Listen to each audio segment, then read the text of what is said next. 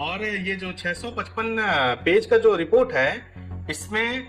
वक्फ के जितने भी नियम हैं, जितने भी कार्य हैं, गतिविधि हैं, इन सभी चीजों को मेंशन किया गया था। तो सही मायने में ये समझ में नहीं आता कि जब इतने सारे कार्य हो चुके हैं और इनका एक कमेटी बना दी गई थी और 34 बार बैठकें हो गई थी, उसके बावजूद भी यदि कोई प्रोपोगेंडा फैला रहा है तो इस पर चिंतन उन्हें करना चाहिए जो कि सांसद भवन में बैठे हैं, क्योंकि वहीं के कुछ सांसद ऐसे हैं जो कि ये बिल पास हुआ तो ऐसे शांत थे जैसे कि सुअर के बच्चे को 2 डंडा मार दो, उसके बावजूद भी वह वही गू में लौटेगा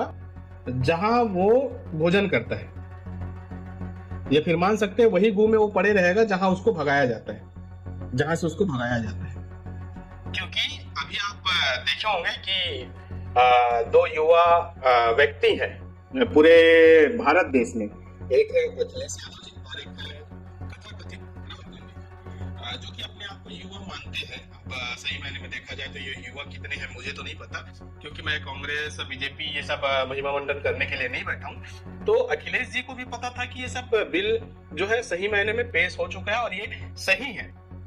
और राहुल जी को भी पता था कि ये चीज बिल जो है सही में लागू होना चाहिए और करना जरूरी है। जब इनको पता था तो उनके बावजूद ये संसद भवन में इसका विरोध क्यों नहीं किया? यदि विरोध करना था तो संसद भवन में इस चीज का विरोध कर देना था, क्योंकि जब इतने 34-35 जब मीटिंगें हो चुकी थी, 100 कितने जितने भी आसपास के जो क्षेत्र हैं इन सभी क्षेत्रों में इनका भ्रमण हो चुका था, तो ये लोग क्या झक मार रहे थे जो संसद हॉल में बैठे थे? जब विरोधाभास करना था तो संसद हॉल में जब पेश हुआ ये बिल,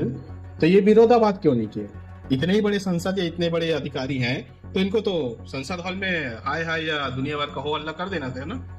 लेकिन नहीं करेंगे, क्योंकि इनके जैसे कई चमन बाहर कई चमन